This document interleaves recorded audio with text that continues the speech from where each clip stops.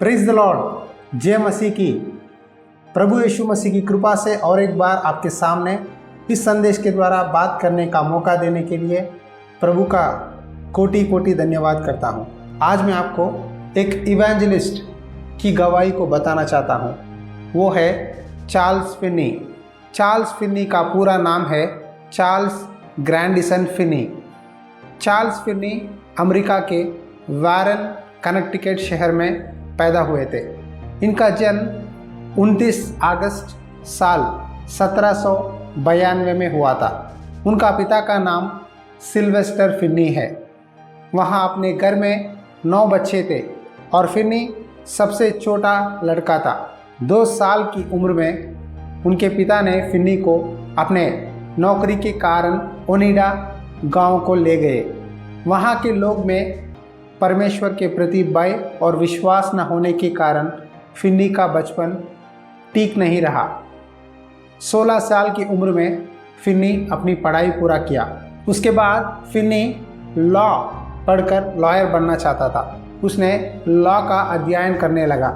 जब लॉ की पुस्तक पढ़ रहा था, फिन्नी ने बाइबल में से 10 आज्ञाओं के बारे में पढ़ा और उसके मन में एक आशा उत्पन्न हुई। बाइबल खरीद कर उसका अध्ययन करके और भी परमेश्वर के वचन के बारे में जानना चाहता था। इसीलिए फिन्नी ने एक बाइबल खरीदा और बाइबल को पढ़ना शुरू किया। जब फिन्नी बाइबल खरीद कर पढ़ने लगा, उसके जीवन में आध्यात्मिक भूख महसूस हुई। तब से लेकर बाइबल को बहुत ध्यान से पढ़ता था। जिन चीज़ों को वह बाइबल में नहीं समझता था, उन्हें एक फादरी से पूछकर उसका जवाब सीखता था। फिन्नी मृत्यु के बाद जीवन के बारे में जाना और सोचा, यदि मैं मर जाऊं तो नरक जाऊंगा।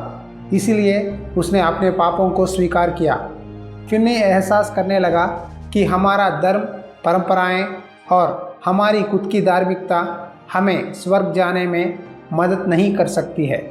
जब बाइबल पढ़कर प्रार्थना कर रहा था तो उसे एहसास हुआ कि उसमें एक बड़ा पाप है, वो है घमंड। फिन्नी आसपास के लोगों से डर के कारण गुप्त रूप से बाइबल पढ़ता था।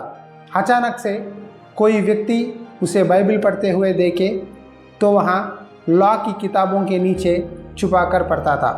फिन्नी अपनी स्थिति को समझा और पश्चाताप करके प्रार्थना किया। उसने क्रूस का दर्शन देखा। उसके बाद वह जोर से पुकार कर रोते हुए प्रार्थना करने लगा और अपने सभी पापों को प्रभु यीशु मसीह के सामने स्वीकार किया। उसने यीशु मसीह को आमने सामने देखने लगा और चिल्लाया कि मैं इस जगह को नहीं छोड़ूंगा और मैं प्रार्थना करना बंद नहीं करूंगा, चाहे आज कोई भी व्यक्ति मुझे देख ले, लेकिन मैं इस जगह को नहीं छोड़ूंगा कहकर रोने लगा। उसी समय फिन्नी पवित्र आत्मा की शक्ति को अनुभव किया और एक नया दिल प्राप्त किया। इस क्रूस का दर्शन को फिन्नी 10 अक्टूबर साल 1821 को अनुभव किया। तब से लेकर वह अपने जीवन में और अपने आसपास चीज़ों में कई बदलाव को देखने लगा और अपने मन में सदा परमेश्वर की आनंद से भरा रहता था। फिन्नी लॉ को छोड़कर लॉयर बनने के बजाय परमेश्वर की इच्छा को जानकर अपना जीवन समर्पित किया। तब से लेकर परमेश्वर की संदेश को प्रचार करना शुरुआत किया। उसके दिल में बड़ी शांति और आनंद को महसूस करने लगा। फिन्नी अपने मन में हर समय आत्माओं का बोझ से भरा हुआ था। एक बार अपनी शादी के बाद 5 दिन बीत गए और उसकी पत्नी ने उसे बाजार से किराना सामान लाने के लिए एक थैली दिया। उसने उस थैली में बाइबल रखी और बाजार जाकर 3 महीने तक सुसमाचार प्रचार करता रहा। उसके बाद एहसास हुआ वह शादीशुदा है और वापस घर लौट गया। जिस व्यक्ति से भी फिन्नी बातें करता था, उसके बातों में पवित्र आत्मा की शक्ति उन्हें अपने पापों को स्वीकार करने के लिए कबूल करती थी। फिन्नी के शब्द लोगों के दिलों में तीर की तरह छेदा जाता था। फिन्नी के संदेशों के द्वारा कई लाखों लोग उनके संदेश को सुनकर अपने पापों को स्वीकार करके पश्चाताप करके प्रभु यीशु मसीह को अपना सच्चा उद्धारकर्ता की तरह स्वीकार करते थे। फिन्नी के संदेश स्पष्ट रूप से प्रभु यीशु मसीह के उद्धार, पश्चाताप और आनंद जीवन के बारे में बताता था। आखिरकार फिन्नी 16 अगस्त साल 1875 82 वर्ष की आयु में स्वर्गवास हो गए। फिन्नी ईमानदारी से प्रार्थना किया और कई आत्माओं को बचाया। मसीह में प्यारे भाइयों और बहनों, हम परमेश्वर से आशीर्वाद पाने के लिए और हमारी परिवार की ज़रूरतों के लिए कई चीज़ों के लिए बाइबल पढ़ते हैं और प्रार्थना करते हैं, लेकिन फिन्नी आत्माओं को बचाने के लिए बाइबल पढ़ता था। हम प्रार्थना में प्रभु से कई चीज़ों के बारे में मांगते हैं।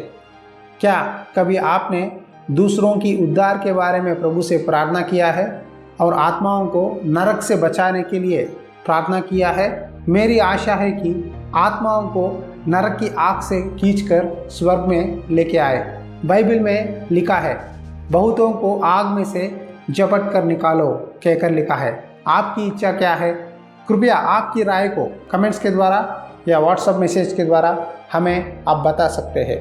मैं चाहता हूं कि आप भी चार्ल्स फिन्नी की तरह पश्चाताप करके अपने सारे पापों को प्रभु यीशु मसीह के पास स्वीकार करके उसे छोड़ दें और प्रभु से एक नया दिल प्राप्त करके उसकी इच्छा को जाने।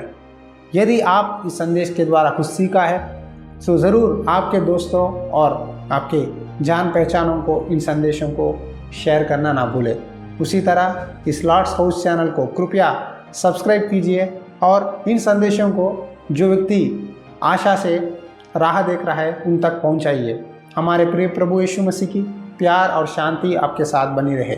धन्यवाद।